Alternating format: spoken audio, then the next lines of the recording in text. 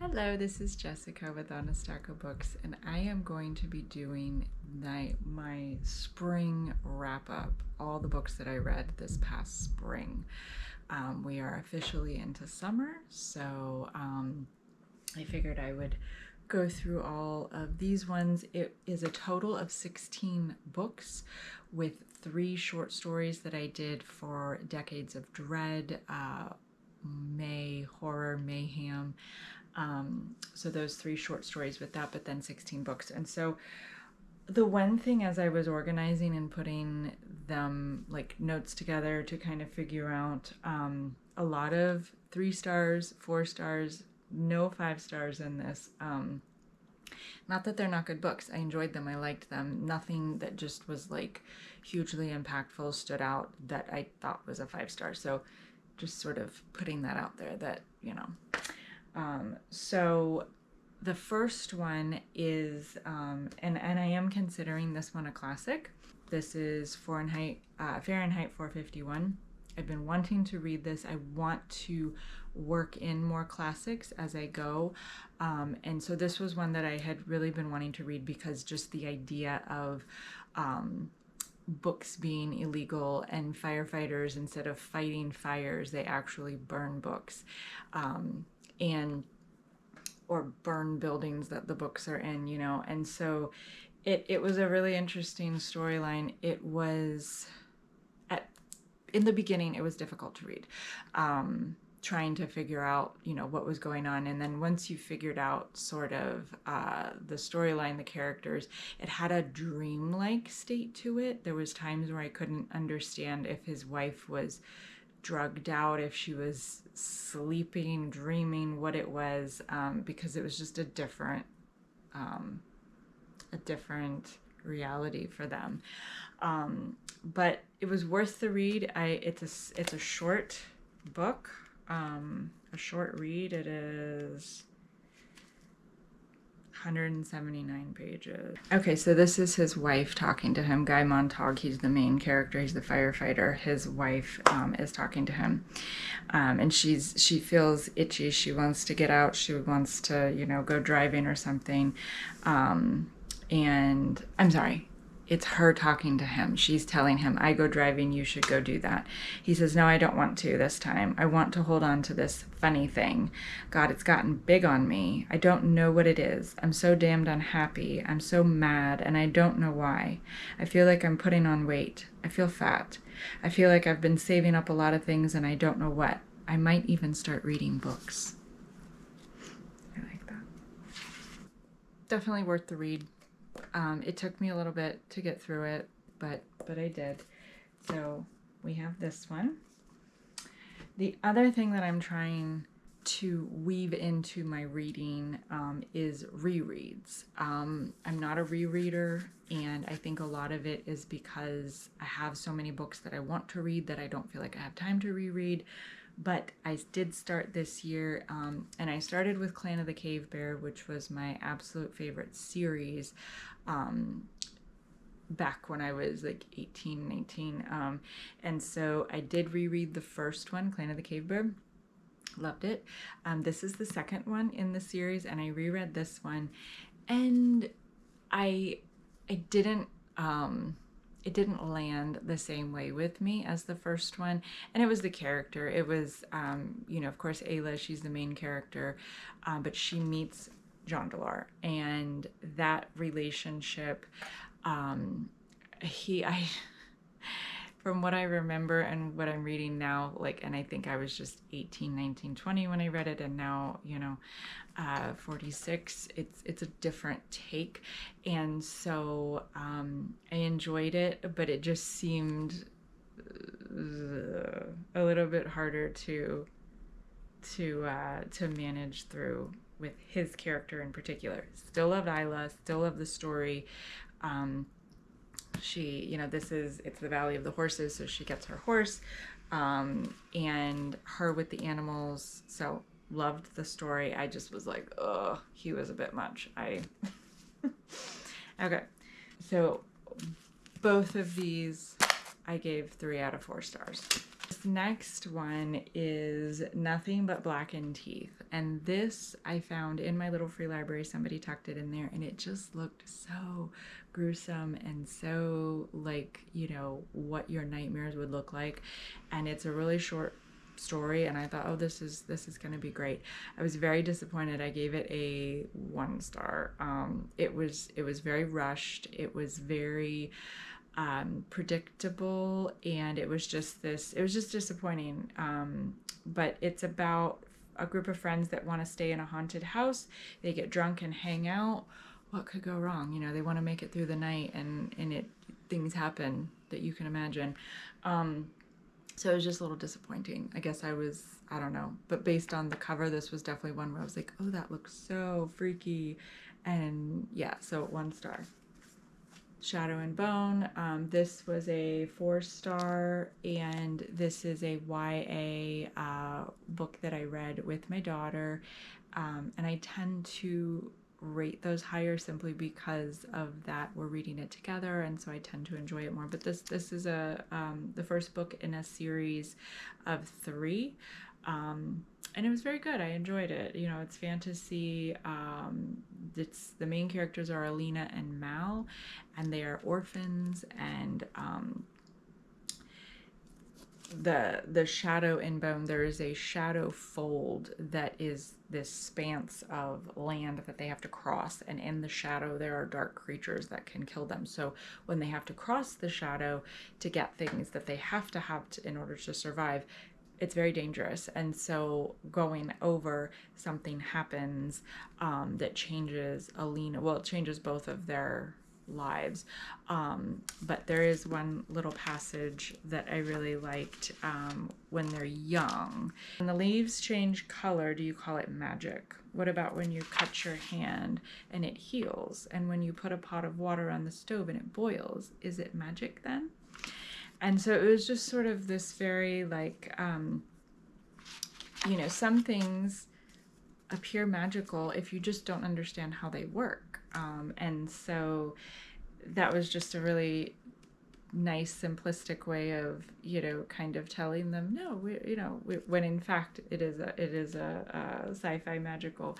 But I liked that part. So this one got 4 stars.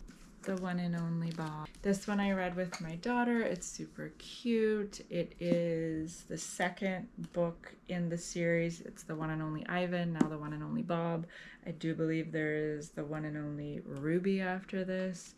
We will be reading that. It's very cute, very simple, or not simple. It's an easy read. So my daughter and I read this. Lovely. I think I gave it a 3. Next one is Elisa Kleypas. I read a lot of her romance. This is a guilty pleasure of mine. This particular series is the Hathaway family, and I've read several of there because, you know, there's sisters and cousins and different family members, and you get like the focus. You know how they do that. They focus on the one relationship per book. So I've read several of these from the Hathaways, but just a really easy, fun read. Gave it a 3.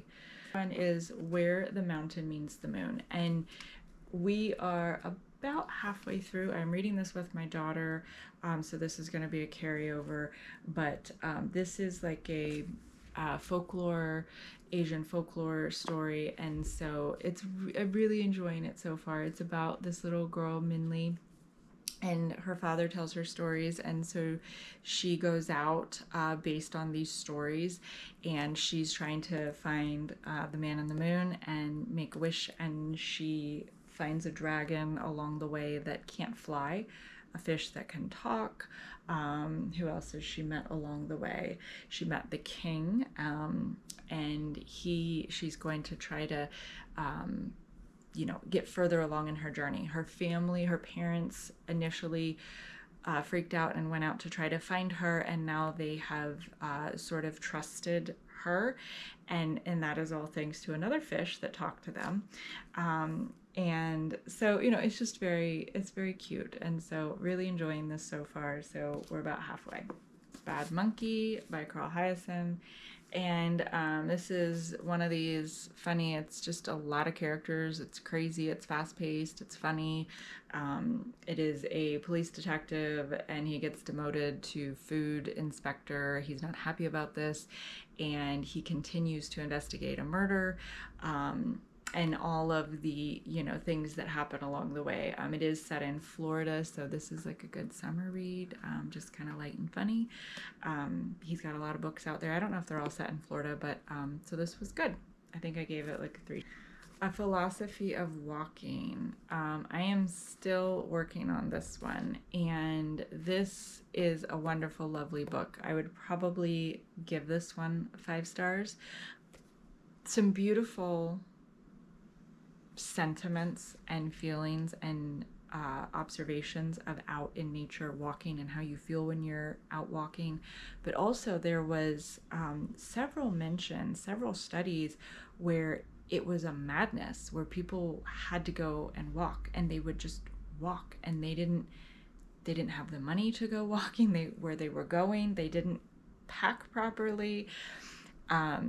It was very much a compulsion to go walking, and so that was interesting so far. In some of the writings, it's talking about these different people, and it's sort of described as a madness. Like they just had to go, they had to get out, they had to move, and I can relate to that, but it's not a madness for me.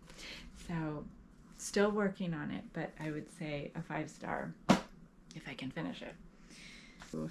This is Paranoid by Lisa Jackson. I picked this one up because I was reading all of these nature, walking, being outside books, and I just needed a palate cleanser. I needed a thriller, and I really like Lisa Jackson. There is always like a murder mystery thriller element to it. Sometimes there's romance, sometimes there's not. But this girl, she thinks that she accidentally shoots and kills her brother when she's a teenager. The group of kids go to like an abandoned building, and they have an airsoft gun party, sort of like laser tag, you know, like it's a fun event. But he ends up getting shot and killed. And so she grows up, and they rule it as an accident, and she lives with this, that, you know, she shot and killed her brother. And then it's like 20 years later or something, on the anniversary of his death, you know, people start to die, and she's paranoid. So, yep, it was good. I like her stuff. It wasn't my favorite of hers, so I gave it a 3. This next one is Tiger Rising. I read this with my daughter. This is another of the Kate DiCamillo books, and they're wonderful. The thing that I noticed with these, and my daughter likes these, we read a lot of them, they're very adult characters, very adult situations, very adult problems, and that is what the storyline centers around. And so it is, to me, a little surprising that you know, that she writes that way for kids. So this boy, he is dealing with he's grieving the loss of his mother. She died, but it's him and his father, and his father's way of dealing with it is we don't talk about it. You don't cry about it. We don't talk about it. And so he is literally stuffing those feelings, those emotions, that hurt and that loss down, and he's learning how to keep it down. He's getting bullied at school, and he ends up making a very unlikely friend, and there is a tiger in the story, and it's just a really interesting way that she weaves all of this together, and it's a short read. It's only like 115 pages. Yeah, so it is not a long book. Usually her books are longer, but it's good. My daughter liked it, and I enjoyed it. But like I said, I was just surprised at some of the stuff. So here is another classic that I had been wanting to read. I had been wanting to read this for years and years and years, and we ended up reading this for book club. And it was not what I expected.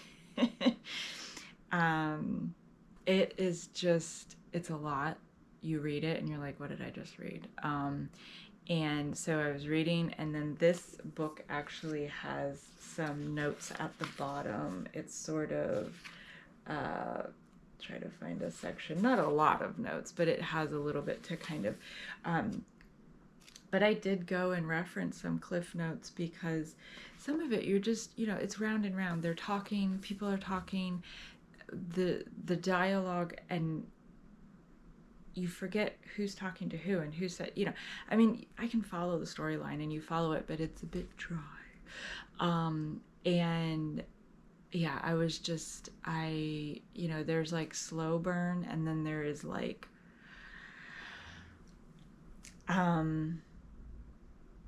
but this is such a read and reread, and there's movies and they redo it, and it's this love story, and I just wanted to love it, and I think I built it up so much, and I wanted to love it, and I wanted to read it, and we finally read it, and I was just like, yeah, I didn't love it. You know, because we did Pride and Prejudice. So I got this at Five Below, and I made, right here, yeah, it doesn't have a picture, okay, but it's duck, pear, and raspberry salad. But this is a little cookbook, and I just thought it was hilarious that in the table of contents, under desserts, it's trash and sweet things, ices, cakes, and puddings. Like, instead of junk food, it's trash food. I thought that was cute. So, okay, the next one is The New Wilderness. I was super excited to read this book, and I did enjoy it. I did not love the ending, but the idea of the story, it is 20 people get transplanted into this new wilderness because their air is polluted. People are getting sick. And so they go and they try to coexist peacefully without ruining the environment, the wilderness. And it's their story and everything that happens. It's very raw. It's very, but at the same time, there's a lot of questions. There's a lot of gaps in information. And so it's a really cool idea, but I don't feel like it was necessarily thoroughly executed. So I think I gave this 3 stars. I enjoyed it. I did. Pachinko. This was a really great read. This I did with Nikki from My Messy Bookshelves. We did a buddy read. It was my first buddy read. I believe it was her first buddy read. And it was really, really fun to be able to read alongside someone, and you know, you could send a text message or an email and like, oh my gosh, I'm on this page, and you know, I can't believe that just happened. There was several shocking moments in this book, so many twists and turns over. It's a 4-generation you know, saga sort of this family, and they are Korean, they live in Japan. But really enjoyed this, and it was beautiful and heartwarming, and there was parts that were just really, really wonderful. And like I said, there was some shocking parts.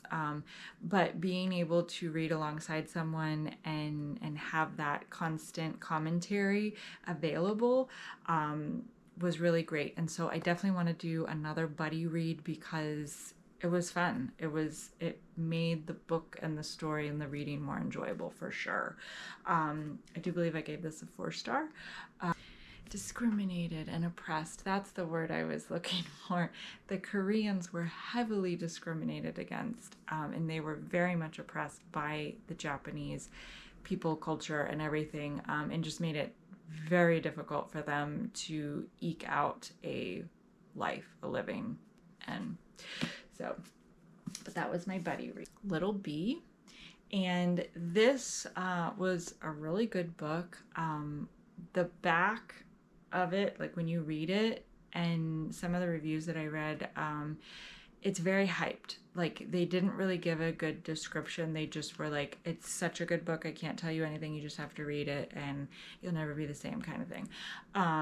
But it's two women, and there's a horrific incident that happens where they are both at this horrific incident, and then their lives after, and then their lives come back together. And so what that looks like and how it affects both of them, and how they interact. It's sort of like a wrong place at the wrong time, or a right place at the right time, depending on how you look at it.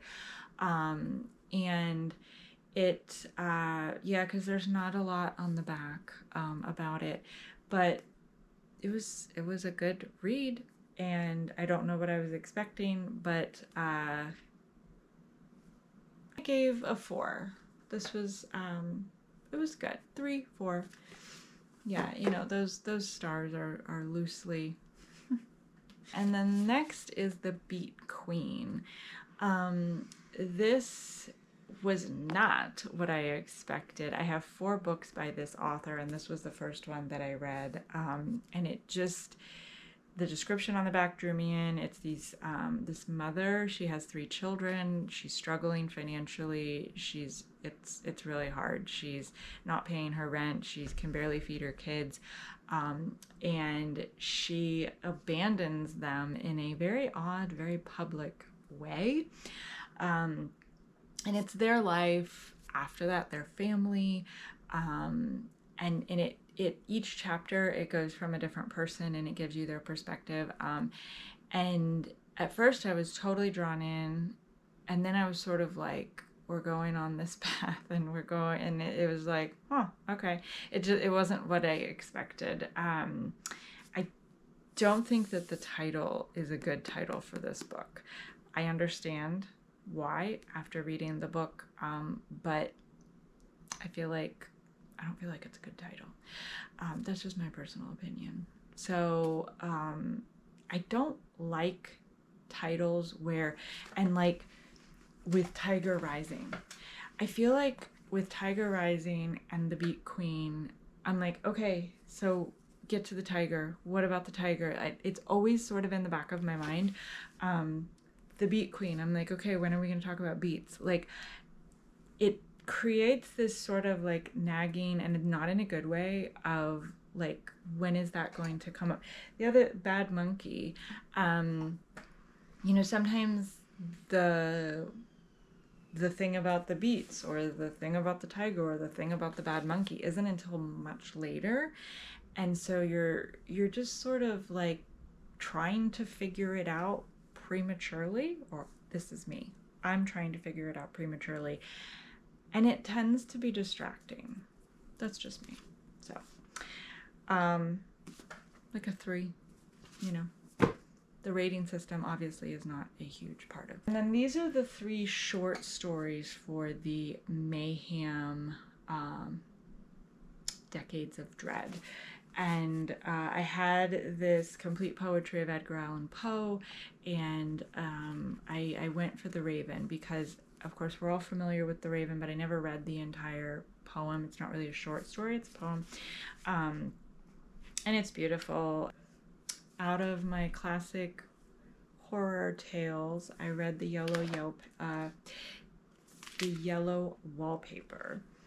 I was going to read The Mask of the Red Death. I didn't get to that. The Yellow Wallpaper was very interesting because it's this woman in a room, and it's sort of like a mental health where her husband is a doctor, and so he's sort of brushing off this notion of mental health, or that she could be sad or depressed or lonely or tired or anything other than a physical ailment. And she starts to just fixate on the wallpaper, and it sort of comes alive for her. And so it's about the yellow wallpaper. But it was a really interesting take on somebody just not being listened to, and how she felt, and what she, and so she, you know, was basically trying to show what he wanted, say what he wanted, kind of thing. Don't create any red flags or alarm bells, which is really sad because, you know, it's not helping her. So it was this sort of little descent into madness. But yeah, so it was creepy and it was unnerving. So that one, and then I pulled out, which is a childhood book, very short stories of, you know, they're sort of like the urban legends, but just really creepy illustrations, and totally takes me back to my childhood. I think we all just like to be scared and tell ghost stories, and we camped a lot, and I remember reading these books, and even though they're really brief and they're pretty campy, you know, you allow yourself to get sucked in, and it's like, oh, and then you start to see things. So this was for that as well. And so those are the 16 books, along with the 3 short stories or poem, and a lot of good reads, but just 3s, 4s, and you know, so I will pass these on. I will put them in little free libraries, and just keep them moving. Nothing that I would, well, I'm gonna hold on to my Valley of the Horses just because that's part of a series that is near and dear to me. So I'm also gonna finish A Philosophy on Walking. And yes, so if you made it all the way to the end of this, I thank you. And that is my spring wrap up of all the books that I read for basically March, April, May. And now we're going into summer. So I start with a stack that is sort of like a TBR, like, oh, this sounds good for spring. And then, you know, that works for me. I used to set 4 books a month and be like, this is what I'm going to read. But I think when I do like sort of a 3-month or a seasonal span, as I go through them, I can pick and choose. And then if I decided to jump in and participate with Decades of Dread and MAYhem, Murder, Mayhem, something. So then I threw in some extra stuff, and then I did the buddy read with Nikki, and so it allowed some flexibility to, these are the books that I wanted to read for spring, but then I could jump around and add some in there. And so it was a really nice, I really enjoyed this 3 months of reading, and it was very good, and I'm looking forward to summer. So until next time, I will be reading.